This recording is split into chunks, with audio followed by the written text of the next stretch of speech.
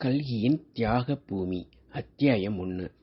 Porter Kannusamy மணியை கீழே வைத்துவிட்டு கை காட்டி மேடைக்கு ஓடினான். இழுத்தான். கை காட்டி சாய்ந்தது. புதுச்சத்திரம் ரயில்வே ஸ்டேஷன் பரபரப்பாய் இருந்தது. சம்பு சாஸ்திரியின் வேலைக்காரன் நல்லான் வில் வண்டியிலிருந்து இறங்கினான். ரயில் வண்டியும் நின்றது. சம்பு சாஸ்திரி இறங்கினார். ஸ்டேஷன் மாஸ்டர், என்ன சாஸ்திரியார், வேலெல்லாம் உங்கள் தலையிலே தான் போலிருக்கே என்றார். ஆமாம், அப்படித்தான். ஏதோ பகவான் கிருபையால் குழந்தைக்கு வரன் நிச்சயமாச்சு என்றார். நல்ல வரன் தானே என்று கேட்டார் ஸ்டேஷன் மாஸ்டர். ஏதோ மனசுக்கு பிடிச்ச வரன்.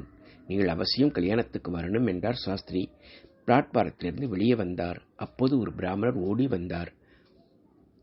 என்ன சாஸ்திரி, ரயில் போயிடுச்சே, நிறுத்தி வைக்க கூடாதா என்று பரிகாசமாக கேட்டார்.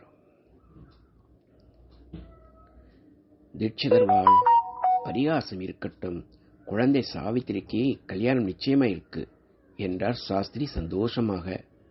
என்ன, கல்யாணம் நிச்சயமாயிடுத்தா? விவரமா சொல்லும் என்றார் தீட்சிதர்.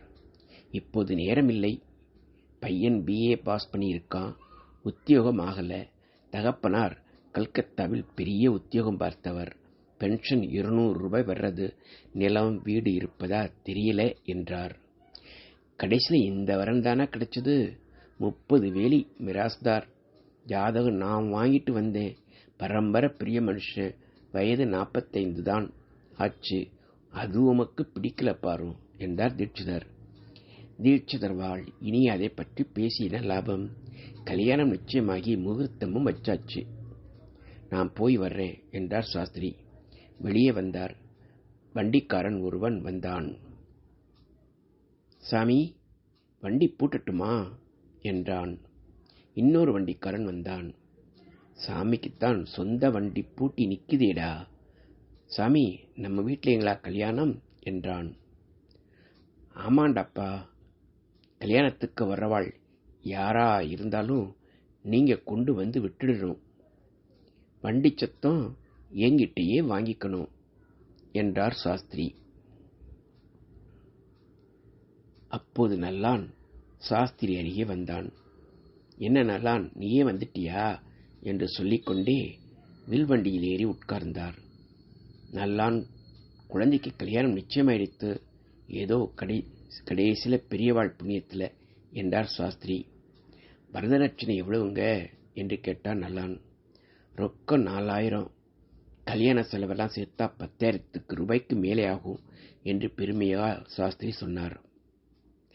நல்லான், வண்டி ஏன் மெல்ல போகுது, மாட்டை கொஞ்சம் தட்டி விட்டேன் என்று சொல்லிக்கொண்டே மஞ்சப்பையில் இருந்த 2 ஜாதகத்தை கையில் எடுத்தார். 2ம் சாலையில் விழுந்து பறந்து கொண்டிருந்தன. நிறுத்து நிறுத்து என்று கத்தினார். வண்டி நின்றதும் சாஸ்திரி குதித்து ஓடினார். தேடினார். கடைசியாக ஜாதகத்தை பொறுக்கி எடுத்து கொண்டு வந்தார்.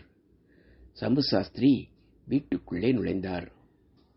14 வயது மகள் சாவித்திரி அப்பா என்று அலறிக்கொண்டு சாஸ்திரியை கட்டி கொண்டாள். சூடு போடு வந்த சித்தி மங்களம் சாஸ்திரியை பார்த்ததும் திரும்பி போய்விட்டாள். குழந்தை, சித்தி கோவப்படும்படியா நீ என்ன பண்ண என்று செல்லமாக கேட்டார் சாஸ்திரி. நான் ஒன்னும் பண்ணலப்பா, பூஜைக்கு பூ தொடுத்துட்டு இருந்தேன். சித்தி கிணத்துல இருந்து ஜலம் கொண்டு வர கூப்பிட்டா. காலமே இருந்து 20 குடம் கொண்டு வந்து கொட்டிட்டேன். பூவை தொடுத்து வச்சிட்டு வர்றேன்னு சொன்னேன். அதுக்காக கரண்டிய பழுக்க பழுக்க காய்ச்சி எடுத்துண்டு சூடு போட வந்தாப்பா என்று சொல்லி அழத் தொடங்கினாள். சாவித்திரியை சமாதானப்படுத்தினார் சம்பு சாஸ்திரிகள்.